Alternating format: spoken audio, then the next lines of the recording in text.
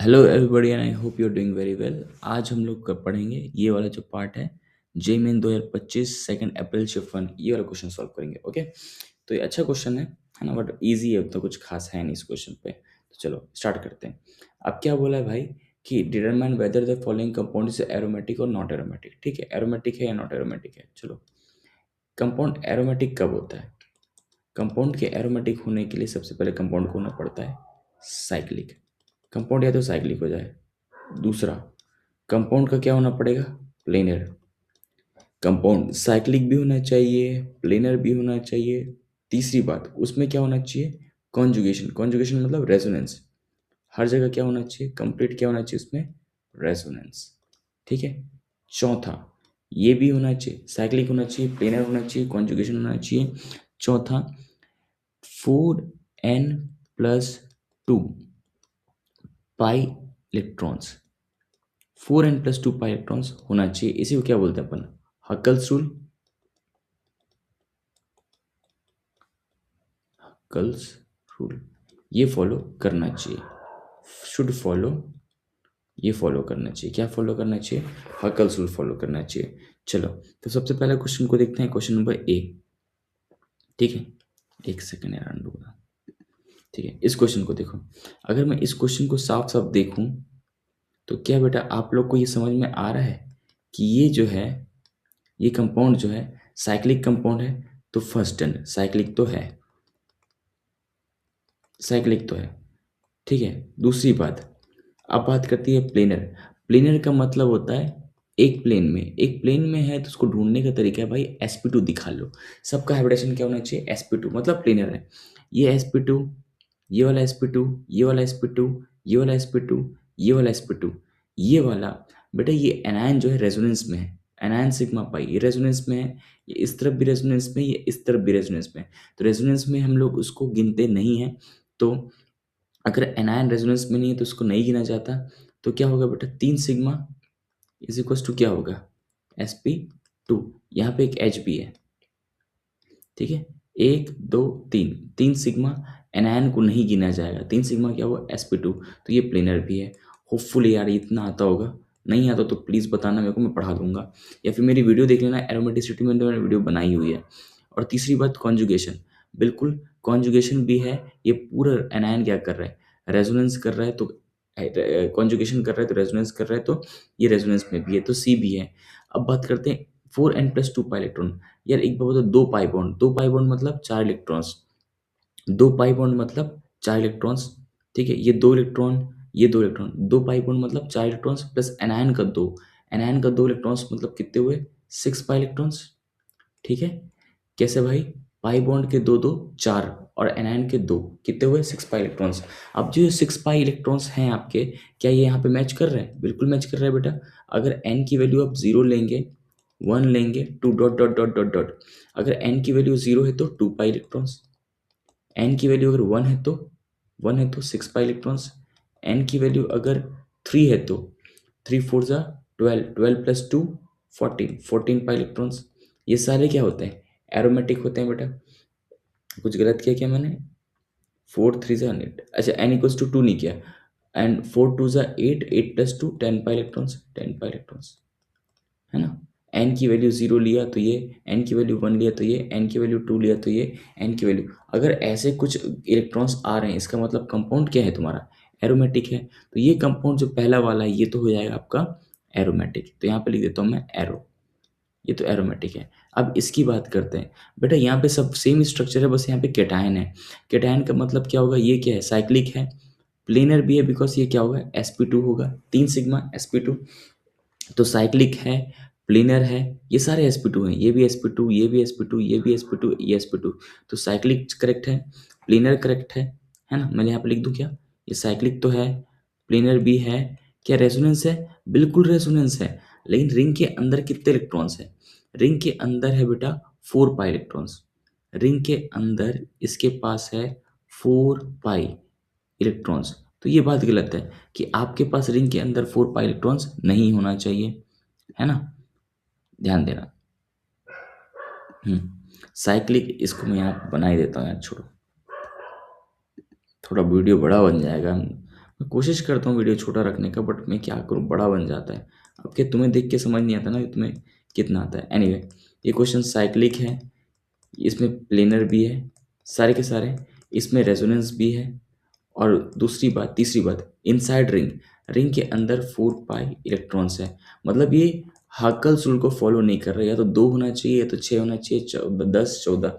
तो इसके मल्टीपल्स पे नहीं है, तो इसमें लिखूंगा नॉट एरोमेटिक। ऑल दो मैं तुम्हें बता दूं ये एंटी एरोमेटिक होता है। कैसे होता है, क्या होता है, ये बाद में बात करेंगे। मैं बता देता हूँ यार, एंटी एरोमेटिक तब होता है जब रिंग के अंदर ना, रिंग के अंदर 4 n पाई इलेक्ट्रॉन्स होते हैं, तो उसको एंटी एरोमेटिक बोलते हैं। जैसे 4, 8, 16, 4 के मल्टीपल्स पे होते हैं ना, तो उसको बोलते हैं एंटी एरोमेटिक। लास्ट क्वेश्चन, मतलब थर्ड क्वेश्चन, क्वेश्चन नंबर सी।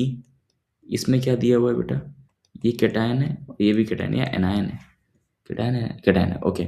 और एनायन वाला भी केस है, ओके। तो यहाँ पे भी साइक्लिक दिख रहा है, साइक्लिक डन है। प्लेनर है, प्लेनर है बिल्कुल, सारे sp2 हैं। तीसरी बात, रेजोनेंस है, अरे बिल्कुल रेजोनेंस है यार, कंप्लीट रेजोनेंस है, कॉन्जुगेशन तो है ही। अब उसके बाद रिंग के अंदर कितने हैं, 2 पाई इलेक्ट्रॉन्स, और 2 पाई इलेक्ट्रॉन से तो हकल्स रूल को फॉलो करता है, तो ये क्या हो जाएगा, एरोमेटिक, ओके। तो अपना ए वाला एरोमेटिक हो गया, अपना सी वाला एरोमेटिक हो गया। डी की बात करते हैं, D D D question number में क्या है, डी डी पार्ट कुछ ऐसा है,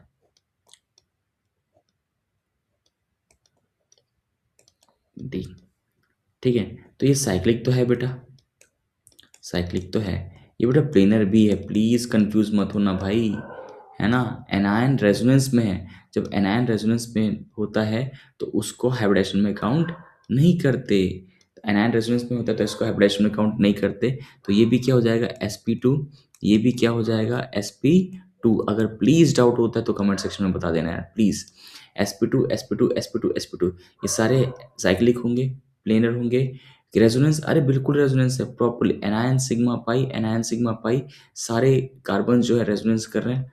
रिंग के अंदर रेजोनेंस है, कितने इलेक्ट्रॉन्स का, तो ये दो, दो तो दो, दो चार, दो छः, मतलब बेटा इस पाई बॉन्ड का 2 इलेक्ट्रॉन, इस एनायन का 2 इलेक्ट्रॉन, इस वाले इलेक्ट्रॉन एनायन का 2 इलेक्ट्रॉन, दो, दो चार, दो छः, 6 पाई इलेक्ट्रॉन्स। 6 पाई इलेक्ट्रॉन्स का मतलब हकल्स रूल को फॉलो कर रहा है, ये कंपाउंड तुम्हारा क्या हो गया, एरोमेटिक। वेरी गुड, तो ये वाला कंपाउंड भी क्या हो गया, एरोमेटिक। अब बात करते हैं इस कंपाउंड के बारे में। तो यार वापस मैं बार बार नहीं करूँगा, मैं ऐसे ही बता देता हूँ, क्योंकि ऑब्वियसली आपको वीडियो बड़ी लग जाएगी तो फिर आपको तकलीफ होगा मेरे ख्याल से। मुझे तो कोई तकलीफ नहीं है बड़ी वीडियो बनाने में, बट स्टिल यहाँ पे देखना बेटा, यहाँ पे सब जगह sp2 है, साइक्लिक तो दिख ही रहा है, साइक्लिक तो है ना, साइक्लिक तो है ही, ओके। ये प्लेनर भी दिख रहा है आपको, प्लेनर भी दिख रहा है, नहीं यार इसको यहाँ नहीं बना, ठीक है, ठीक है। होपफुली आप मेरी आवाज़ सुन पा रहे होंगे, समझ में आ रहा होगा।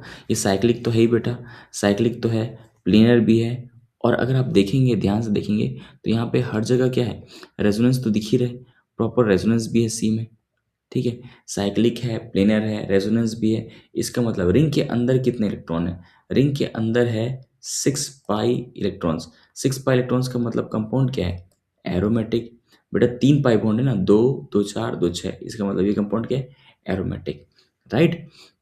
अब FGH को मैं साथ में समझाता हूँ बेटा। ये F वाला ना इंटरेस्टिंग है, F वाला कुछ ऐसा है,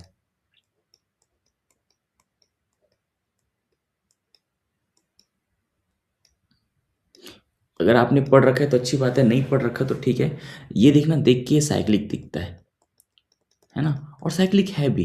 लेकिन अगर आप प्लेनर की बात करोगे ना, तो ये प्लेनर नहीं है, ये प्लेनर नहीं है, एक प्लेन में नहीं है। इसका स्ट्रक्चर कुछ इस तरीके का होता है, ये ये स्ट्रक्चर होता है इसका।